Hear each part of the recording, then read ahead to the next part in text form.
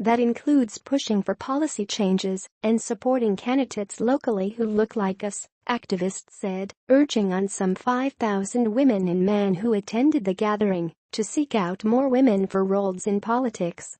If the weekend was about shoring up support and acknowledging the anger that has gripped many people over the decisions of the Trump administration over the past 10 months, speakers at the convention, whose theme was reclaiming our time at Cobo Center, recognized that wasn't enough. "What we've seen over the last 11 months is we are really good at resisting," said Bob Blend, a co-chair of the Women's March, speaking during a closing panel Sunday. "But resistance is not enough." Speakers and activists urged the crowd to look ahead to reshape the political landscape by encouraging more women to run for office and train them how to develop their political instincts, establishing more Democratic clubs, flipping back counties that turned red in the last election. The three-day convention, a follow-up to the historic Women's March in Washington, D.C., in January during President Trump's inauguration, drew participants from all over the world. Topics ranged from everything from running for political office to building coalitions. More than 170 workshops and sessions were held throughout the weekend, some covering delicate topics about race and including people of color within the Women's March movement. Workshops and speakers also talked about tackling white privilege and being more inclusive in discussions and policy making.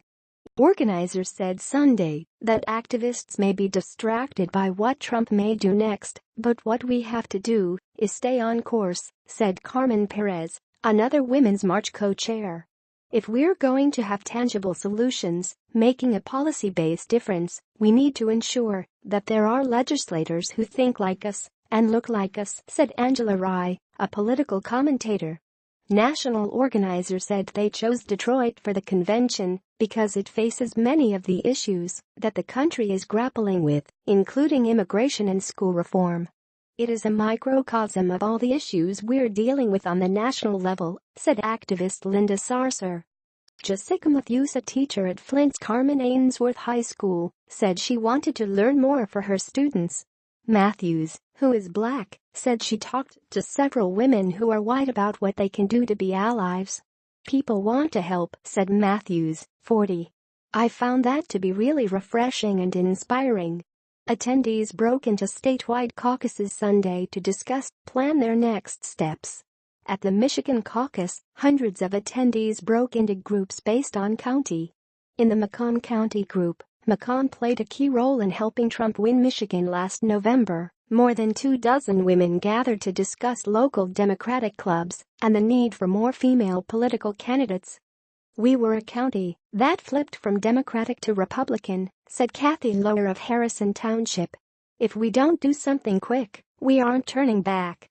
We don't have candidates. We are severely lacking."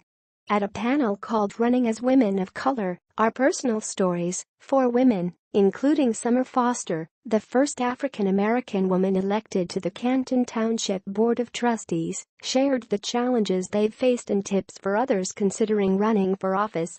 Studies show women have to be asked 7 times to run for office before they will, and minority women have to be asked 2 to 3 times more than that.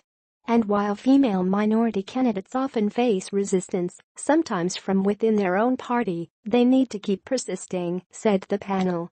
Some groups that train women on how to run for political office such as Emerge America had tables at the convention.